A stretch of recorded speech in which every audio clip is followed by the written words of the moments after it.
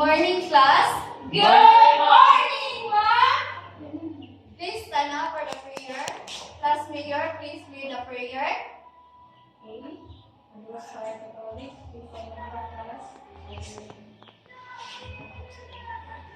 Thank you, Lord God, for this wonderful day that you give us and everything. In the Father, Son, and Holy Spirit. Amen. Good morning, class. Good morning, ma'am. You may now take your seats. Who are absent for today? Nine, ma'am. The secretary kindly list down the list of those who are absent today. And Yes, ma'am. so in this class, I have only 4 roles. The SPLR. Please read. Classroom rules. Sit properly. Keep all your gadgets. Listen attentively. Respect each other. Okay, can you do this class? Yes, ma'am. Okay, so do you have assignment? Nine, ma'am. So before we proceed, our core topic for today is let's have first a recap for our last lesson. So what was our topic last meeting? Capitalization! Okay. Give me a definition and example of capitalization. Okay, Mr. D1. Okay. Capitalization is essential in writing to convey meaning, clarity, and proper grammar. By using capital letters appropriately, writers can effectively communicate and emphasize key elements in their text, like pronouns. Example, Sarah went to Paris for her vacation. The capitalized was Sarah and Paris. Okay, yes, exactly. Are there any question or clarification about our previous topic? Nine. None, ma'am. Okay, so now, before we will proceed to our new lesson, so at this moment, we will have an activity. So this activity, it was entitled, Express the Way You Read Me. Express the way you read me. Are you ready? Yes, ma'am. Okay. Let's proceed.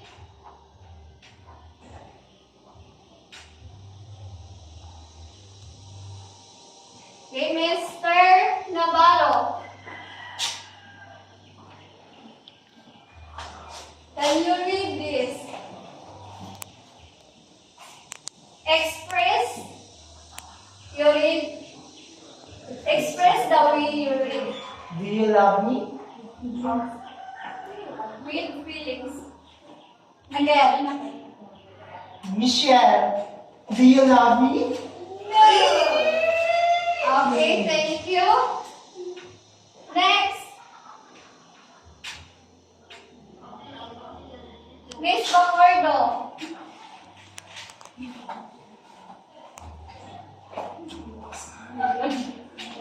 I'm in love with someone who don't love me back. Okay, very good. Next. Mr. Liwan.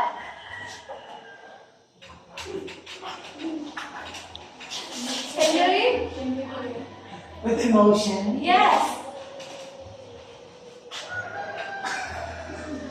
Oh my God, how can I say this? I hate you? Oh no. Express. Wait. You can express your feelings or your emotion.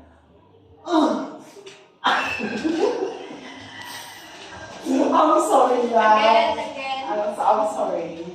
It's just I'm so laughing in my inside. So, I hate you. Okay, thank you, Miss Mr. D1. Next, Miss Bagordo. I'm sorry, but I'm busy right now. Okay, very good. So,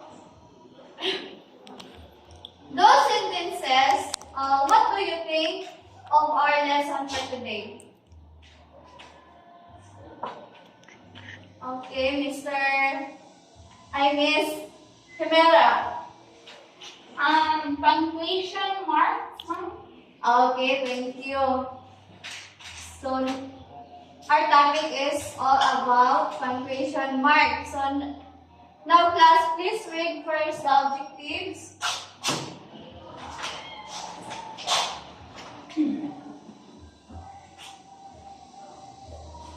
Objectives. By the end of the lesson, the students will be able to determine the correct proper usage of punctuation mark, collaborate with peers to discuss the importance of punctuation mark effective communication, demonstrate the use of punctuation marks in a sentence.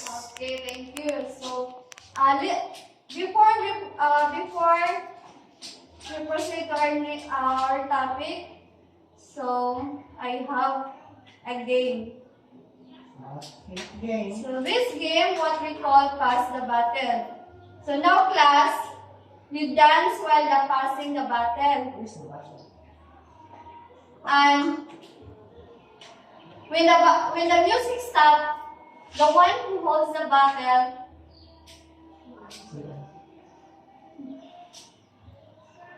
will act the situation that I will be given through different emotions. So, yes. So,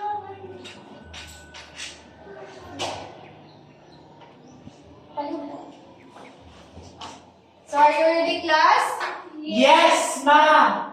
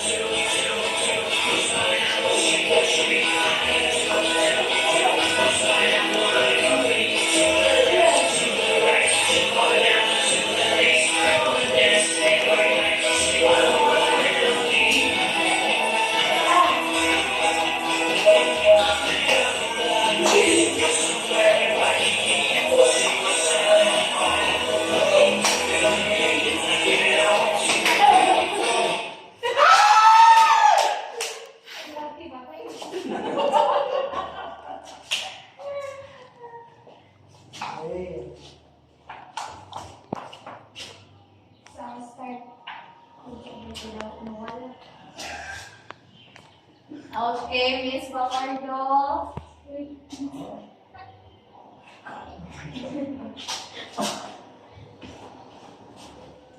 Wait. Here are explosion breathing. Here are bombs. Up, you will up the crazy and angry.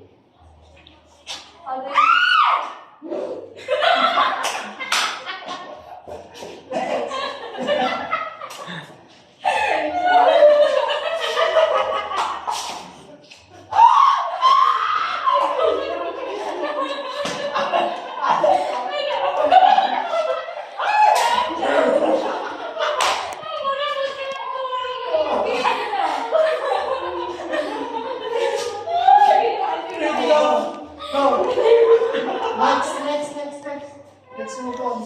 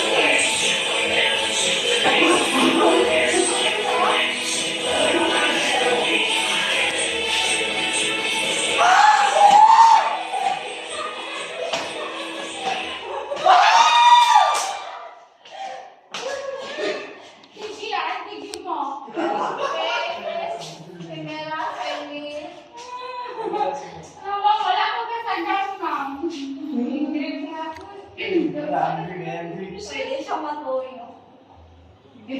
Blank! Happy. Hala, ano yan? Ano happy and angry? Beaten by his mother. Beaten by his mother.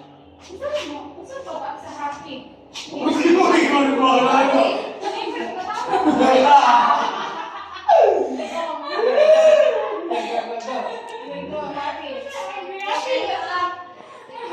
Laughing man today, di ba to happy?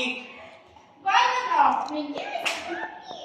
Yes, I passed! English.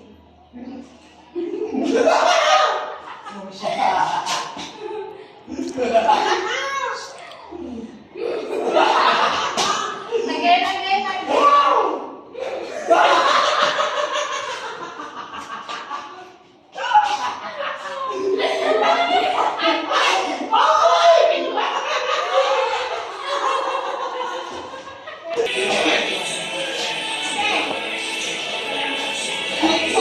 O kaya, nabigyan ako.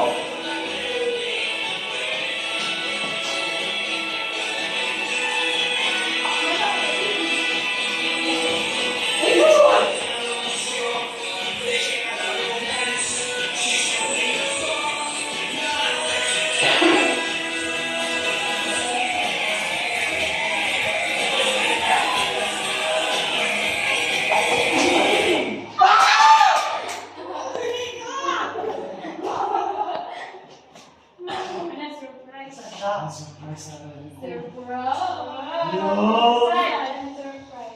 Winning the game. Winning the game. So, sad. Surprise. Si sad. Sorry. Sorry! Again. Sad. Tulog? Surprise. Yeah! Mother's proud! Okay, continue.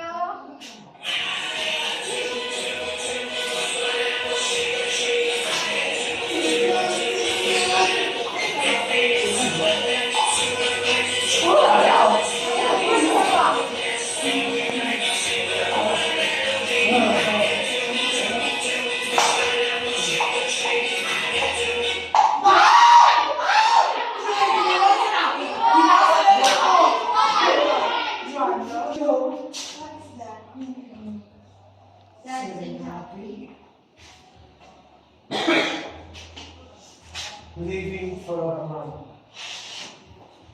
Sad. I'm leaving now. Happy. Oh, Okay. si Padre. Did you enjoy our game so far? Yes, ma'am. So, thank you, class. You're doing great. So, now, class, in what ways we use the punctuation mark?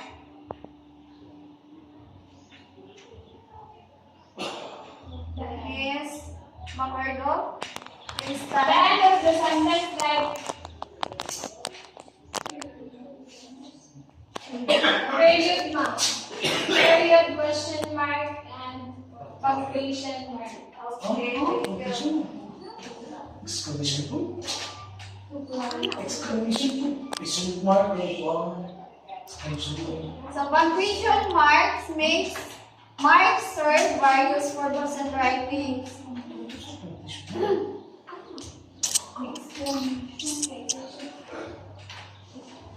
Such as indicating at the end of a sentence. So, punctuation, Miss Humera, can you read the definition of punctuation mark? Punctuation mark are symbols that are used to aid the clarity and comprehension of written language. Okay, thank you. So now let's proceed to the 5 common types of punctuation marks. So what are the 5 common types of punctuation marks? First, period. Second, comma. Question mark, Fourth, exclamation point. And the fifth is apostrophe. Okay, thank you. So the period is always located at the end of the Complete sentence. So who can give an example? Period. Mr. D1, please start.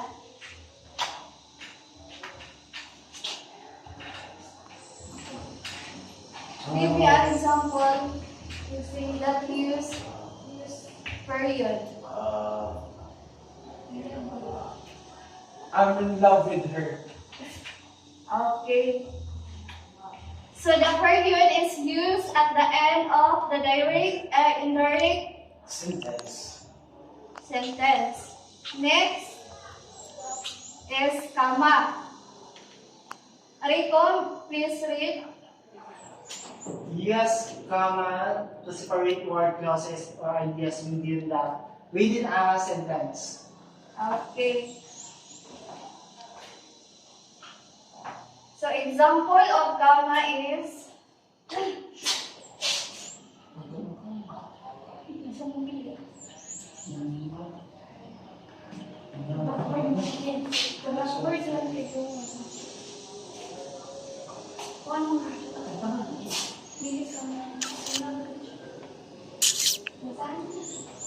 so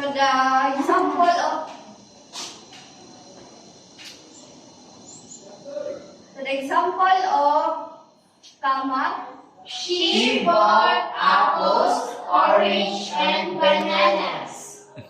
so comma is the use of to separate the day or separate the words, clauses, or ideas within a what? Sentence. Next is question marks. Who can read? Okay. Question mark, use the question mark only after a direct question. For example of question mark is ganang, are you ready? What is the time is it? What time is it? Okay, so the example of question mark is what time is it? So the use of question mark is after okay after a direct question. Next, exclamation point. Mr. Navarro, please read. Use the exclamation point to show emphasis or excitement. Okay, thank you. Who can give an example of exclamation point? Okay. I hate you. Okay, very good.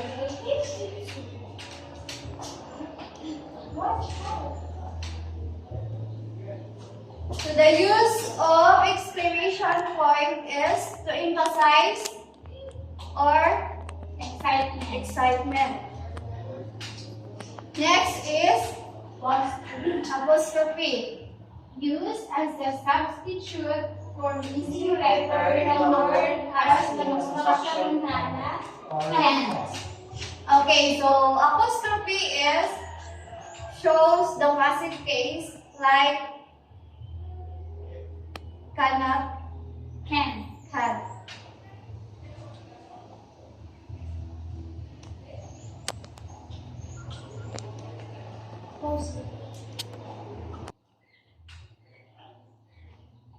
Just remember, class, the groups of years no longer require an apostrophe. For example, the 1950s or the 90s. Did you understand? Yes, ma'am. Yes, ma'am. Do you have any question or clarification? Nine, ma'am. Okay, so deepen your understanding of the topic for today. You're going to formulate your own sentences using the punctuation. Is that clear? Yes, Yes, ma'am. ma'am. I will group you into two.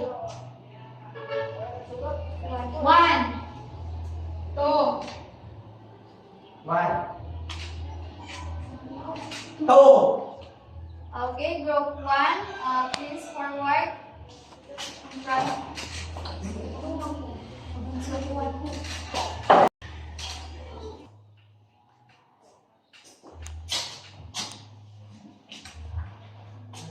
So I will show you them a picture of exclamation mark. So all you need to do is to form a sentence. Is that clear? Yes. Okay. So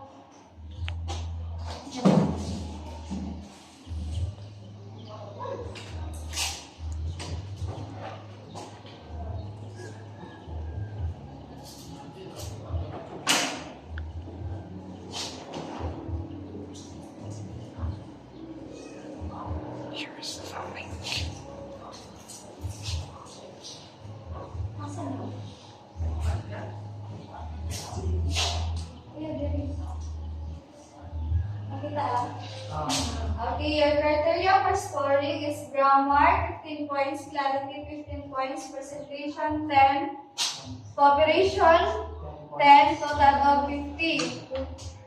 Any question regarding your task? None, ma'am. Good. You will now start your working on your task as a group. Then each member of the group should participate your 10 minutes. Then after that, you can select one of the member to present on task.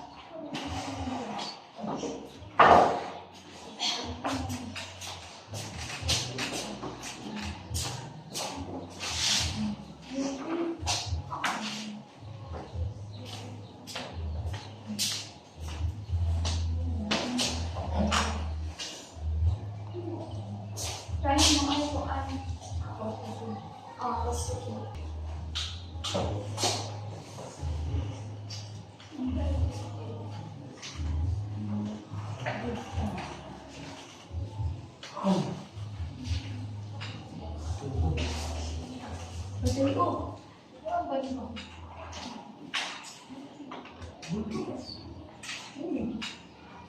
Sige.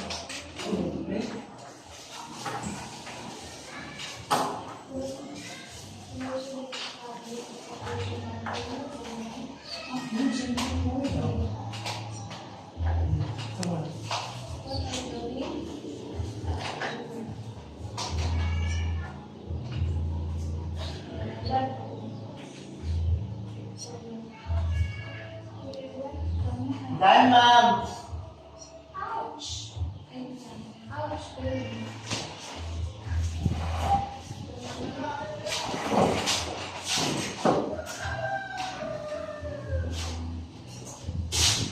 Done, ma'am. Okay, so group 1, you can present your word.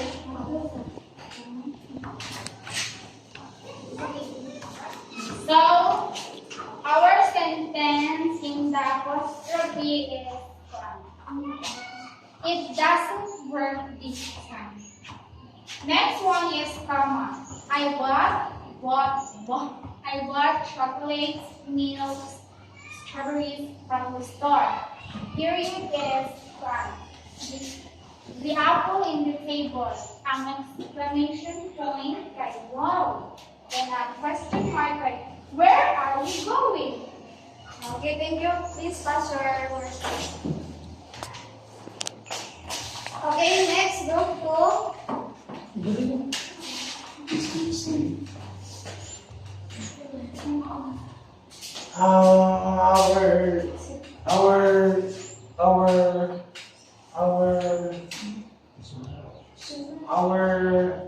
Our sentence used by the question mark. So the sentence is, what are you doing?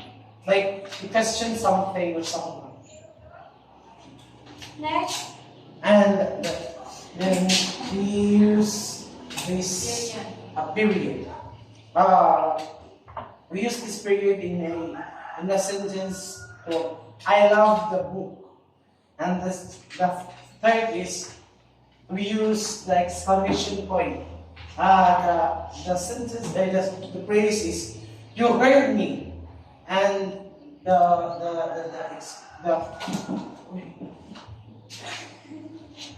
the comma we use is in a sentence by my father, my mother, and sister is happy. And the exclamation point is apostrophe rather. Apostrophe is the word your. You and are combining your.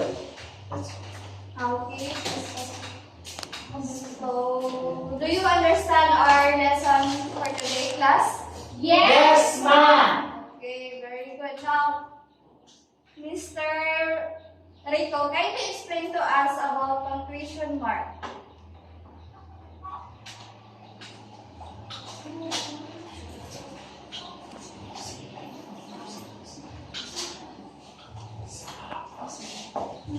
Punctuation marks are the symbols that are ginamit to show clarity and comprehension of the written language.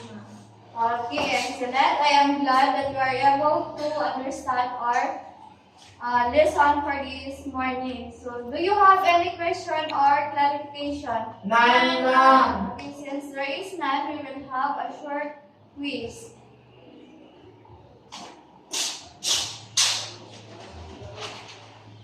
Okay, so in a one-half page of paper, answer the following questions and in 15 minutes. Then 5 points each.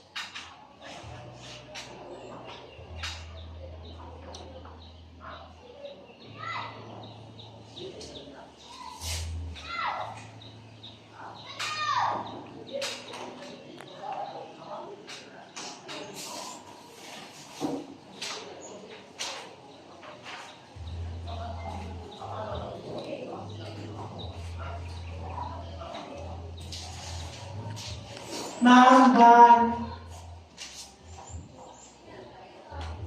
Are you done? Yes, ma'am. Please pass your paper.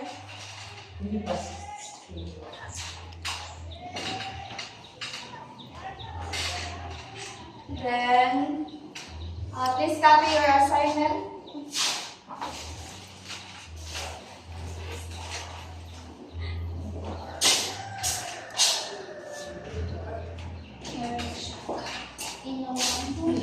If you write a short story that this is the 5 punctuation marks that we will discuss. Okay, any question?